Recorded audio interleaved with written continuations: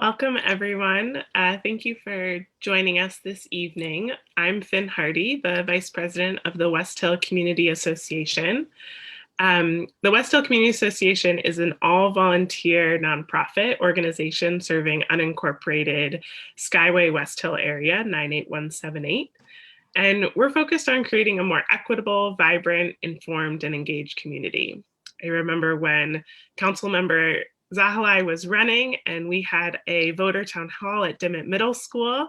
That was my first chance getting to know him. So we're really grateful that you're here with us this evening to talk about important legislation. And please do find out more about West Hill Community Association by visiting mywesthill.org/join. So Councilmember Zahilay, we are interested to know more about what this recent fireworks ban means for our Skyway West Hill community. And we have some questions that were submitted ahead of time. And then we're also taking live questions, so those will save until the end. But if you are joining us on YouTube or Facebook, please do submit your additional questions via the chat or comment feature, and those will be forwarded on so that we can include them here. All right, so we'll also do our best to get to all the questions, but we are going to limit our time until about 8 o'clock. So we want to get as much information as we can about this firework ban. So just so you have kind of an overview, the questions come in a few different categories. The first is about enforcement and police involvement. The second category of questions is about public input. Then we'll ask a little bit about community engagement and education, and then future action steps that our community could take. All right, are we ready to get started? Okay. So historically, fireworks in Skyway West Hill have been prevalent and a lot going off during different seasons or events. And it seems that this might be difficult to enforce. Can you talk about how this policy will be enforced?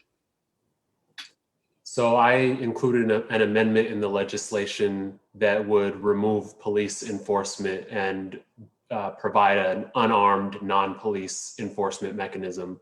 So as everybody knows, or should maybe not know, but should know, this July 4th is the status quo. Nothing about the new ordinance takes place.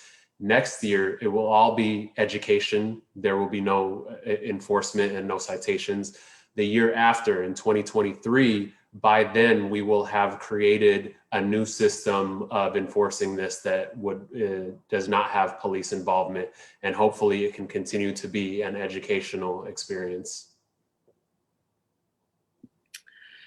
And so what is the community involvement in enforcement in the years ahead as we look after this year with just status quo? I encourage everybody to make sure that you spread the news about this new law. There might be many people who still don't know about it. And part of the benefit of this new law is now Skyway is consistent with all of its neighboring cities, which also ban fireworks entirely. So there will no longer be an inconsistency just by going a block or two up and down. You can let people know, hey, starting next year, fireworks won't be allowed anymore. And not some fireworks or other fireworks, but all fireworks will no longer be allowed. And just so people know, before this legislation passed, firecrackers, the kind of loud ones, the really aggressive ones, the shake your car kind, those have always been illegal at the state level. Thanks for clarifying that.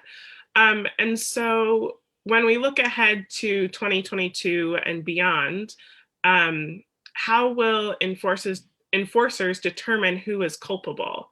Do you have to be able to witness a violation happening? Will they investigate each instance? Will they collect video or photo evidence? Will there be eyewitness statements? If you could answer that first part of the question, and then I'll ask the second part. The answer right now is a resounding, I don't know. We're gonna have to make sure that we create an equitable process for making or choosing whoever the enforcer is going to be. And that process also has to be have community input and make sure that it's done in a way that makes our community safer and not less safe. And so we have 2 years to figure that out, and we will. Yeah, and the second part of the question is just the potential impact that this could have on someone's life as a misdemeanor on their permanent record, or levying significant fines that could impact them financially. How do we ensure that people are not wrongly charged?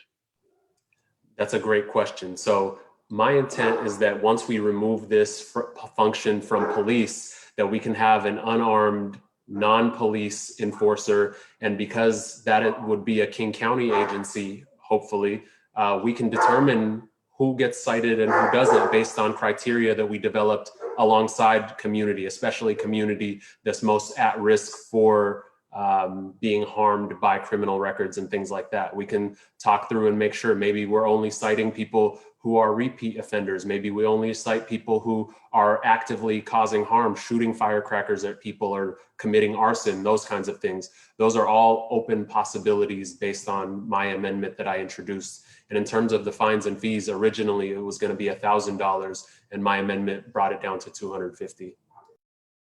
Okay, that's good information to know.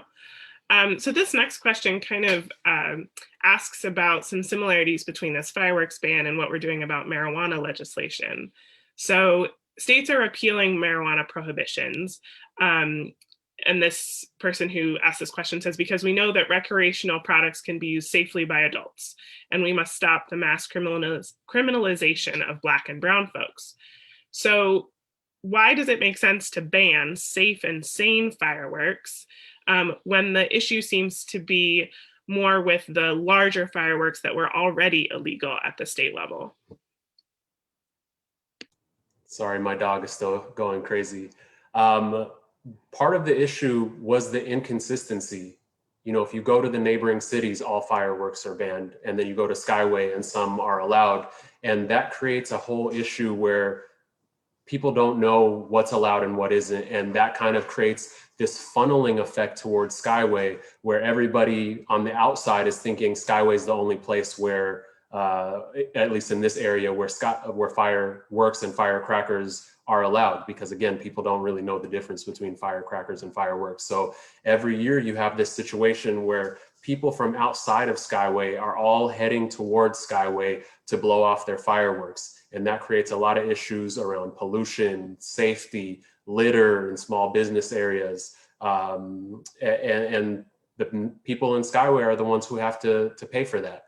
And so this is a huge and legitimate issue. On the other hand, you do have the criminal justice aspects, and that's what my amendments hope to address. Make sure that we're not increasing police contact, we're not having $1,000 fees for people, that we create an enforcement mechanism that is developed in partnership with community, that we actually take the time to think through, and we have some time to do that. Sorry. That addresses quite a few points in the next question. Just, you know, the current law says that police will enforce this starting in 2023. Is that correct? Mm-hmm. So if that's kind of what this legislation says right now, which could lead to more negative interactions between police and BIPOC community, how do we mitigate the danger of neighbors overusing 911 for this type of incidents? So I would go back to my answer before, that the enforcement mechanism won't be police for this. So they can call 911, but you know, I've spoken to the sheriff's deputies that exist in Skyway right now, and their whole goal is just education. They're just going to do education, and they're not the enforcers for this. So I'm going to keep pointing back to the amendment around that. Okay, thank you. So that concludes the questions that we had ahead of time about enforcement and police involvement. And the next few questions are about public input. And so one person noted that listening to public comment, it sounded like most of the folks who were for the ban were primarily concerned about the loud, dangerous display fireworks and explosives that are already illegal that we've mentioned before. And many stated that they were fine with the safe and sane fireworks, such as sparklers and cone fountains. So what was the driving force behind making this a blanket ban and not first exploring ways of better enforcement or education of current laws? Yeah, so in terms of the driving force, it's the consistency. We don't want a situation where the entire surrounding region around Skyway believes that Skyway is the place where fireworks are legal. And in terms of enforcement, it's really difficult to determine who's doing legal fireworks and who's doing illegal fireworks. It just creates a really complicated system for some parts of our surrounding neighborhood, Seattle, Renton, Tukwila, Skyway, to have one set of rules, Skyway to have a different set of rules. And even within Skyway, some fireworks or firecrackers being legal, some being illegal, people not really knowing what the difference is. And so the driving force is creating public safety through consistency. Okay. And so also, with regards to public input, many people who have spoken publicly in favor of the fireworks ban are white. However, we know that many BIPOC communities celebrate their history, their culture, and traditions using fireworks, and they might not be as vocal. So as a representative voice of Skyway and our BIPOC community, why did you vote in favor? Can you talk a little bit about your thought process there, and how you would explain it to the BIPOC community? Yeah, absolutely. So I think I want to take a moment to give a longer answer here because I would say that the topic of fireworks has been one of the most frustrating issues in my year and a half on the council by far. And not because it's the most difficult or most important topic. You know, we've had to deal with COVID-19 this year and mass unemployment and the economy. So there are definitely more difficult issues, but this one, no matter what side of the issue people are on, they think there is a clear-cut right answer here, whether they're pro the ban or against the ban. The people I've heard from or who talk to me or message me think their position is so obvious and so clear-cut that they don't even understand how I could grapple and struggle with this decision.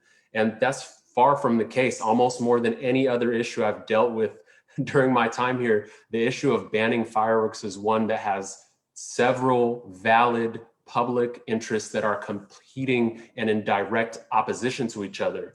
So on the one hand, we have people who contact me supporting a ban, you know, get rid of it and enforce the ban. They completely ignore, dismiss, and belittle all the things that you just talked about, Finn, which is the criminalization of BIPOC communities, interfering with people's cultural celebrations, drying up nonprofit revenue, burdening low-income communities with more fines and fees and records. They literally act like these are non-issues, probably because these factors don't affect them the same way they affect others. And it's frustrating to deal with that.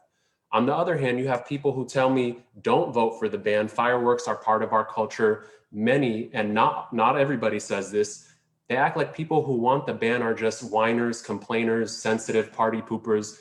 That's an equally frustrating position. When I talk to the fire chief of Skyway, a man who I trust very much, a Black man, mind you, the fire chief and fire chiefs all around the region, they tell me in the week of the 4th of July, they have to prepare and set up their plans and infrastructure as if they're preparing for a big natural disaster like a tornado. The fire department, they're telling me that they have to deal with houses and cars burning down, bushfires, people blowing off their hands, people blowing up their internal organs. Like, this is an actual story they told me. I don't know how I can possibly argue with fire departments about these very real issues. And again, when people say that that's only firecrackers and not fireworks, no, fireworks cause these things as well.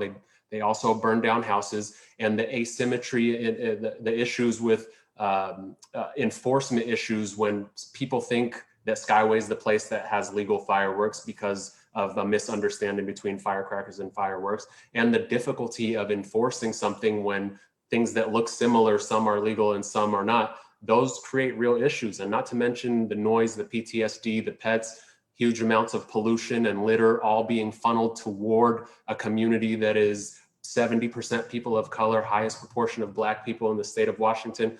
These are all real issues. So no matter which direction we pull in, we're going to inevitably harm another set of public interests. So I challenge everybody today, when you ask your questions and make your position known, to think about what the other side of your position is and who will be harmed from it. And if you're not really thinking about the other side of this, I have to think about that. I can't just focus on one side of an issue. So my job is to take into account all these factors and support something that on balance puts Skyway in a better and safer position. And I don't think there's a compromise that's going to be perfect. If you think my amendment is flawed, I think it is too. I'm critical of it too. But I can tell you that I think the status quo was worse than my amendment. And I think that the ban all out without my amendment is also worse. So that's really my answer, is that it's a really difficult position. All of the things that all of the criticisms and all of the positions that I just heard from in that question are all valid. I don't know how to properly balance all of these things in a way that achieves every goal. I can only do the things that are that I think on balance put Skyway in a safer position. I appreciate you kind of talking through each side and probably what a difficult position you were in to try to make this decision for our community. But I just wanted to get some clarification around this amendment that you brought up. So the amendment does not directly say that there is no police enforcement. Rather, it's that in 2022, the council can choose how to proceed with enforcement. Is that correct?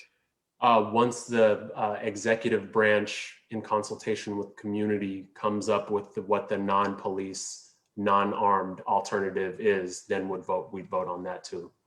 Okay. Well, so this is important for the community to kind of understand how they can be involved in this decision making as well. So someone wrote in to ask, given that we know fireworks are a hot topic and opinions are split, like you've just described, for all these various reasons, why was this legislation not sent to the ballot for a general vote instead of being voted on by council? I don't know the answer to that. Okay. Do you have any idea if in 2022, when they're looking towards how to enforce this, will that be put on a ballot for a community to provide their input? I don't believe so. Okay.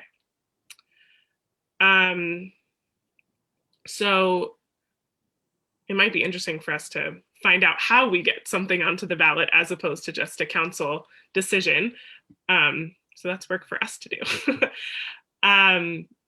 Now a question about that I would just mention is, when we put things on the ballot, it's the majority that decides how things go. And so having the nuances around, how things are criminalized or not criminalized, the fines and fees, and taking into account the interests of people who are not the majority, I think is harder to do on a ballot as compared to council members taking into those account through equitable processes. Yeah, that's a really interesting point, and also a point about voter education and making sure that our community is really civically engaged, right, through voting, if it does come to that. So about community engagement and education, what is the plan for making sure that this information is available to all of our communities, at the point where people are buying fireworks, maybe, at the point where they are just in conversation with others? So how are we making sure that this information, without getting muddled and misinterpreted, gets out to the community? And this person points out that relying on handing out information to violators in 2022 is not really going to get the word out. So how do you plan to reach everyone in the community, including providing information that's in folks' language, so it has language accessibility and it's easy to understand? So yeah, can you speak to that piece a little bit? Yeah, absolutely. We have so many tools in our toolkit for reaching communities, and we have good examples of that in past projects. So I think we need to work with our Department of Local Services. We need to work with our local small businesses. We need to work with local organizations. We need to work with the fire department and the fire chiefs, and in case the sheriff's office as well, to have a coordinated educational strategy so that we can get information out to as many people as possible. And like the question asker said, not just the people who have committed violations, but proactively, with in coordination with small businesses in their storefronts, holding town halls like this one, going to specific places where we know that people have a digital divide and no internet and maybe speak English as a second language once the pandemic is over, and holding in-person meetings and town halls and events that way as well. I'll continue to push things on all my social media channels and in the Rainier Beach community group, and through newsletters that we mail out to people. All of those things we definitely need to do to get the word out. Sorry about that. We hope that that communication is successful for informing our community. And now a couple questions about looking to the future, and what future action this community could take. So we see that in your amendment, there's language about studying how this might impact the BIPOC community. But that study seems to have a 7-year timeline. So why are we going to have to wait 7 years for a study to tell us if this law is going to negatively impact BIPOC communities? The question asker notes, we know that increased criminalization does already, whether it's the police handing out the criminal and civil penalties or some other entity. We're doing nothing to change the historical pattern of who calls the authorities on whom and who pays the toll. So the question was about this 7-year study and how that came about.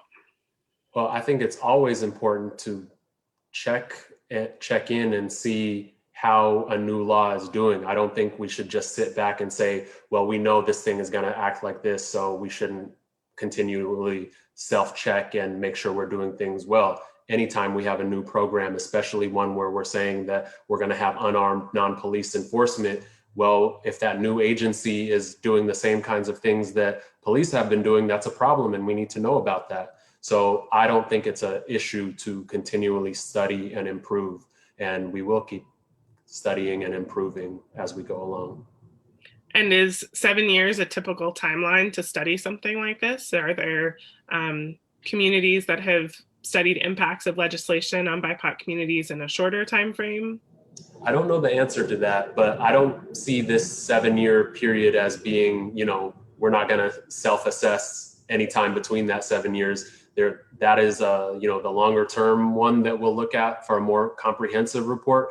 But in the meantime, as usual, we're going to hear stories from people. We're going to continue having the opportunity to engage with people who have positive or negative experiences. We're going to continue to uplift the voices of people who are most vulnerable to police encounters or to criminalization, and regulate and self-assess and self-improve and do better as we go, especially since, as Charter 5 and 6 passed this past year, now we have a real opportunity to shape a more equitable system of public safety. And I look forward to doing that with the Skyway community. Yeah, I do appreciate that there is this piece about not just letting this legislation sit there, but really being proactive and looking at its impacts over time.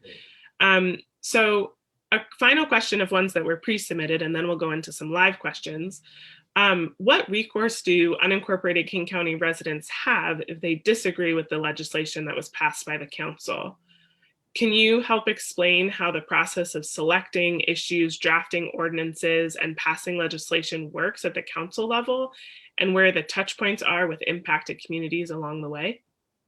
That's a great question. If you want to pass legislation, your first step would be to meet with me in my office, because we work directly with Skyway community members. We can propose legislation to the council, and then we have to get 5 out of 9 votes to actually pass it.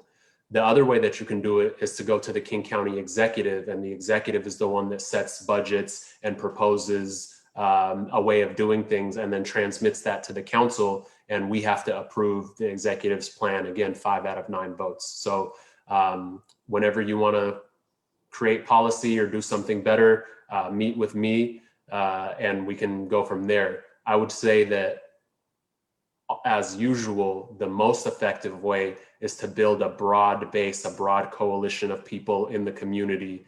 And then that way you can elevate an issue, have that grassroots support, and then bring it to me. I'm not somebody who likes to unilaterally top down make change, but instead respond to grassroots movements and get legislation across the finish line that speaks especially to the needs of people who are most marginalized in our community.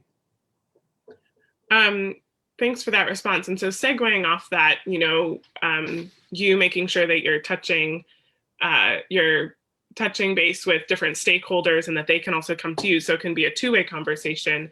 Do you have any insight into what the Skyway business community's opinion of the ban was? And if you had any conversation with Skyway businesses? Yeah, I heard a lot about litter and noise and people coming from outside of the community, and those are all things that I heard. All the things that I mentioned before about the public safety and the noise and the litter and the pollution. Okay, thanks. So another person is asking live, why were the study and strategy for enforcement not conducted before voting? The study and enforcement, the study can't be done because it's not happening. The study's goal is to say, how are we doing with this new law, and to make sure we're doing it better. And in terms of the enforcement, the way we want to do it is make sure that first and foremost, we prioritize the public health, the public safety, and that consistency that I was talking about. And then we have a 2-year period where we can have the time and space to create a good system for making sure that the public is aware, that we're not criminalizing, that we're not increasing interactions with communities of color and police. That's what the 2-year period is for. If we wanted to delay for another multiple years before acting, I think that would be a big problem for people who are experiencing fires and trauma and all the other negative consequences of fireworks that I mentioned before. Yeah, and so to build on that, or on the flip side, why is it taking 2 years to enforce? Why are we doing this year of status quo and then the year of education? Someone is asking, I've watched fires damage property and people fear staying home and also fear being away from their homes for fear of not being able to put out fires, since firefighters are stretched thin during these periods of high firework use. So why is there this 2-year waiting period? The first year is status quo as mandated by state law. We have to give a 1-year notice period for a legislation like this. The second year was because I wanted to make sure that we're listening to the BIPOC communities who are afraid of a police armed response, the criminalization aspects, and making sure that we have enough time to educate the public. So I'm hopeful that the 2-year period helps us find a compromise and the best situation possible in terms of getting the word out and making the best public policy possible. Thanks for that.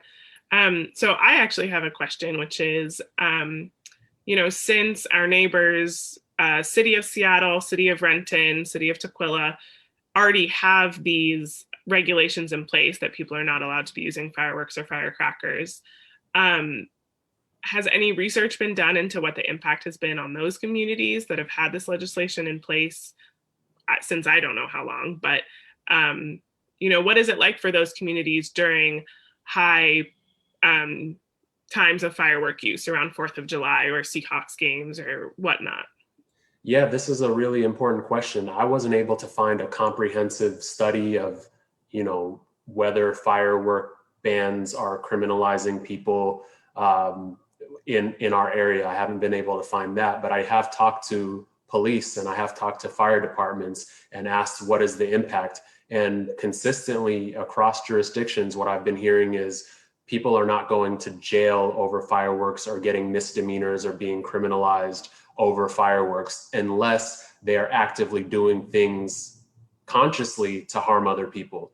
Firing fireworks at people, arson, blowing people up, those kinds of things. But in terms of actually, walking around, citing people, giving them misdemeanors and the criminalizing and what I'm hearing is we don't even have the resources or the person power to go around and do that and focus on those things when, we're stretched thin as it is in terms of homicides and things like that.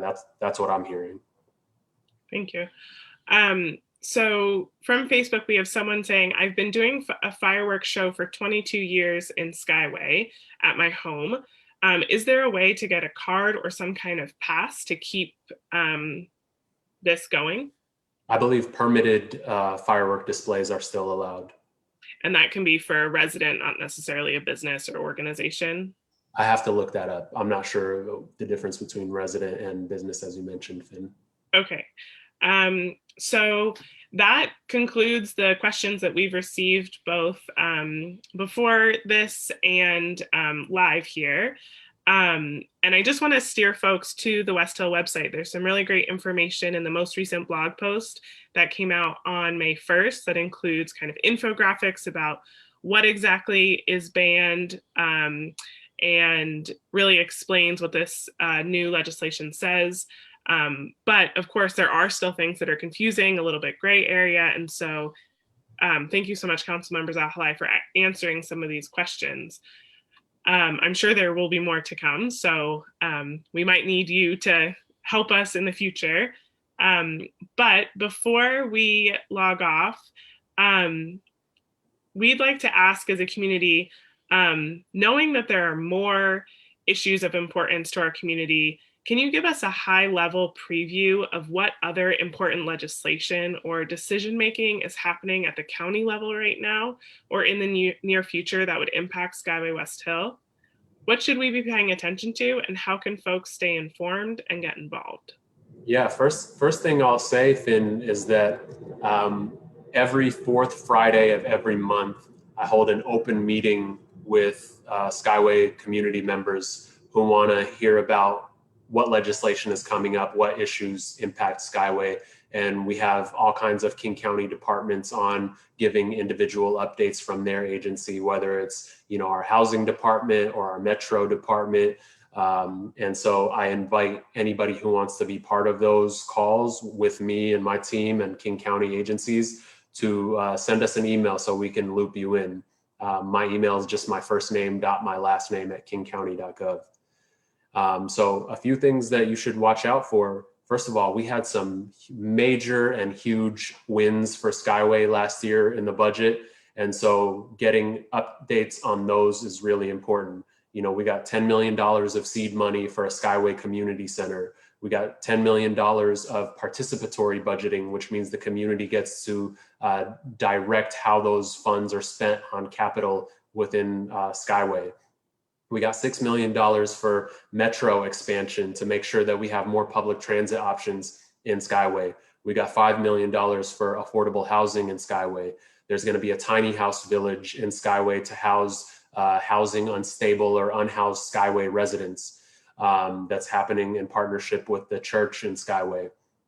So those kinds of updates you can find at kingcounty.gov/council/Zahilay/Skyway. I know that's a lot, so let me say it again. kingcounty.gov/council/Zahilay, which is my last name, /Skyway, and you'll find project updates in there. There are also other things that are really important, like the King County Sheriff's Office and the duties of the Sheriff's Office. As you know, we proposed Charter Amendments 5 and 6 last year, and they passed on the ballot. So now we'll have an appointed sheriff as opposed to an elected sheriff. And also the King County Council can change the duties of the Sheriff's Office to ones that are more equitable. And so we'll give a bigger voice to people who are, like you mentioned earlier in the fireworks conversation, Finn, more harmed and impacted and over-policed. And so if you want to share with me and with the council what you think our future of public safety and policing should look like in unincorporated King County, make sure to join us on the first Tuesday morning of every month at 9 a.m.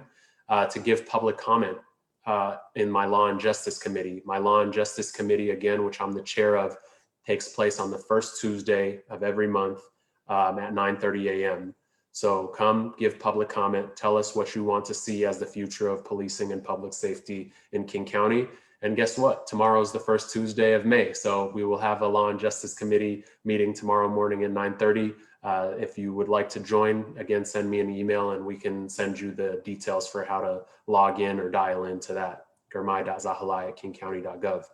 I'm also working on a just cause eviction ordinance, which would make it illegal to evict people for no reason.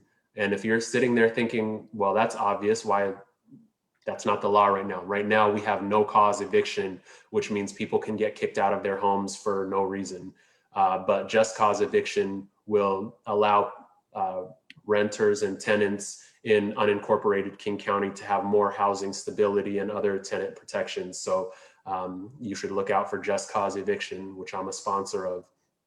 We just passed Best Starts for Kids, which is a renewal. You're already using your property tax levy to pay for all of the things that make a young person's life better, from pre-K all the way through young adulthood, programs and services that take care of our youth.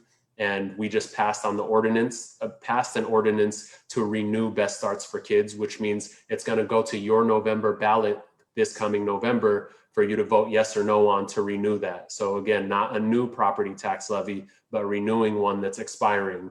And this time around, it would raise $872 million for our youth across 6 years. I'm also working on something called ranked choice voting, which will make us have a more equitable system of voting in King County. A little bit harder to explain right now, but please reach out if you want to learn more about ranked choice voting. Also working on King County Airport stuff and making sure that as we address climate change in our region, we're also addressing airplanes and the growth of our airports and how that impacts communities like Skyway and other parts of my district like Beacon Hill, where people are living under noisy flight paths and breathing in carbon emissions and particulates. I also passed legislation around gun violence to support community-based organizations who are doing gun violence disruption work. Again, not responding to gun violence in a way that increases policing and incarceration and all those things that we know do more harm than good, but instead empowering community-based organizations to do what they're already doing, which is form relationships, de-escalate, and make sure that our various spaces that are at risk for shootings are less at risk. And finally, the elephant in the room is COVID. You know, we continue to work on COVID-19 through COVID budgets that go to funding vaccination and testing and rental assistance. And so if you want to learn more about COVID budgets, please do email me again and we can connect you to our Budget and Fiscal Management Committee where we report out how funds are being spent and what we're doing in response to COVID-19. Well, there's definitely a lot going on, so we really appreciate that you were able to take the time to join us this evening, Councilmember Zahilay. And we also want to thank the community for sending in thoughtful questions. We've even had a few that have come in kind of after our question period. And so I'll just read them with the hope that you can respond to them and we can possibly get another blog post up with some frequently asked questions and your responses to them. For example, like what are the rates of fires in the past year that have happened due to fireworks in Skyway West Hill, which might be a question for our fire chief. And so, you know, I think our community would still like to have some answers, and we really do want to make sure that this legislation doesn't negatively impact our BIPOC folks. And, you know, we appreciate that you really take the time to think through this and all of the different sides that are here and voices. And so please keep communicating questions, things that aren't clear about this legislation, either directly to Councilmember Zahilay and his team or to West Hill Community Association.